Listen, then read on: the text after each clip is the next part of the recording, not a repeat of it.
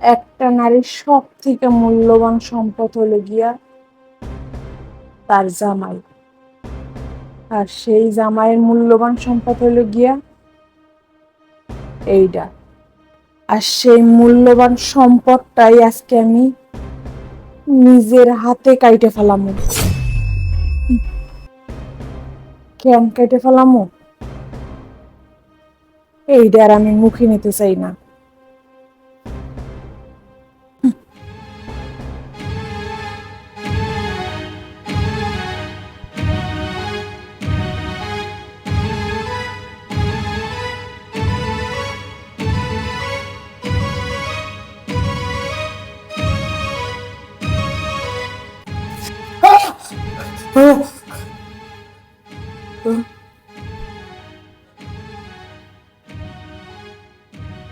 কি হয়েছে তোমার? এই, কি হয়েছে তোমার? বাজে কোনো স্বপ্ন দেখছো? আরে কি হয়েছে? কি হয়েছে কইবা তো? কি হয়েছে তোমার? কও। বাজে কোনো স্বপ্ন দেখছো তাই না? আমি না, আমি বাজে কোনো স্বপ্ন দেখছি। আমি আল্লাহ, স্বপ্নে কি দেখলাম? এর জন্যই কই আজে বাজে কোনো জিনিস দেখে মানে চিন্তা ভাবনা করবা না।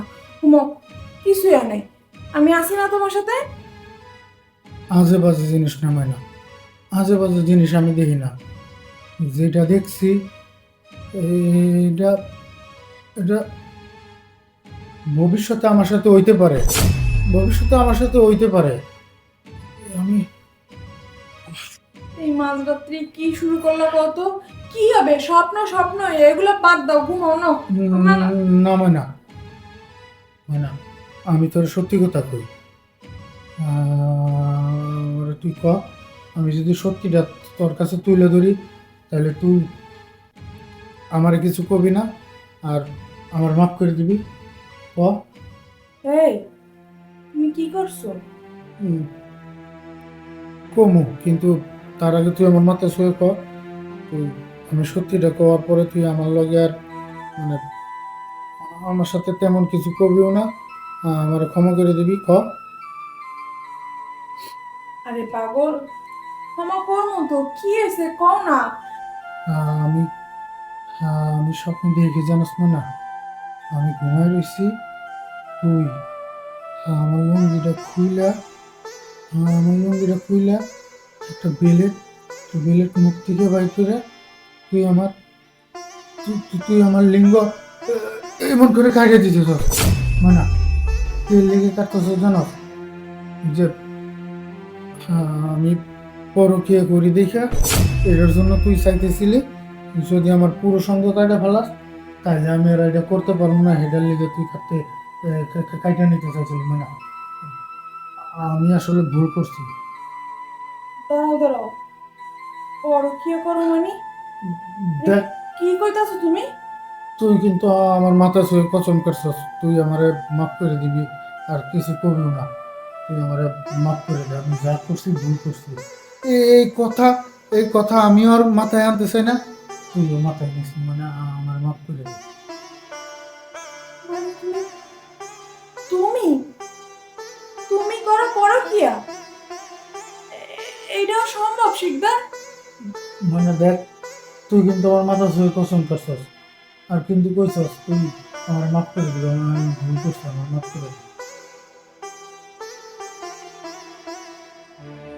দেখ মানে আমি কিন্তু স্বীকার করছি, আমি ভুল করছি, অন্যায় করছি, তুই আমার মাফ করে দে। আর তাছাড়া তুই তো একটু আগে আমার মাথায় হাত রেখে কসম করছিস, আমি কোনোদিন এমন করবো না, হয় না।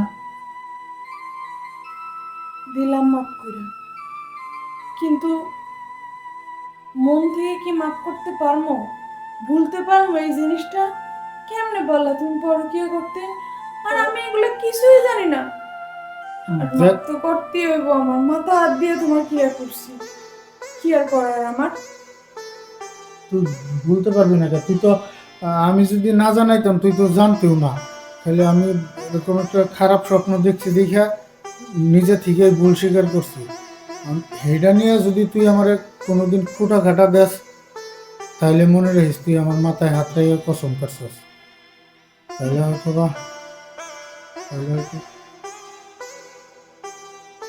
ভুলই তো করছো তাই না? আর আমার কাছে তো স্বীকারই করছো তাই না? আর ভুল তো শয়তানে করে, মানুষ তো না। যেটা স্বপ্ন স্বপ্ন হয়ে উঠবে, ওটা স্বপ্ন হয়ে থাকবে। এগুলো নিয়ে মাথা ঘামানো না, ঘুমো। তবে এই কথাটা সত্য, অন্তত পক্ষে এই স্বপ্নের উচিলা হইলেও আমি আমার বউরা বুঝতে পারছি ঘরে বউ রাইখা পরকীয়া করা আসলে উচিত না। তো তুই আমার মাফ করে দিই। তোমার ভুলটা তুমি বুঝতে পারছো, এইটাই মেলা। তো যাই হোক, আমাকে এই গল্পটা শুধুমাত্র বিনোদনের ক্ষেত্রে বানানো, কাউকে উদ্দেশ্য করে বানানো না। উদ্দেশ্য করে বানানো তাদেরকে নিয়ে যারা ঘরে বউ রাইখা অথবা যারা ঘরে স্বামী রাইখা পরকীয়া করে বেড়ায়। তো ছেলের উদ্দেশ্যে একটা কথা বলতে চাই, দেখতেই তো পারতেছেন যে বউ ঘুমের ঘরে। হ্যাঁ, তো এই সমস্ত কাজ থেকে বিরত থাকবেন। যদি আমাকে এই গল্পটা ভালো লাগে, লাইক কমেন্ট করেন। আর হচ্ছে হ্যাঁ, চ্যানেলটা সাবস্ক্রাইব করেন। আর কি ধরনের গল্প আপনারা চান সেটা কমেন্টের মাধ্যমে জানান।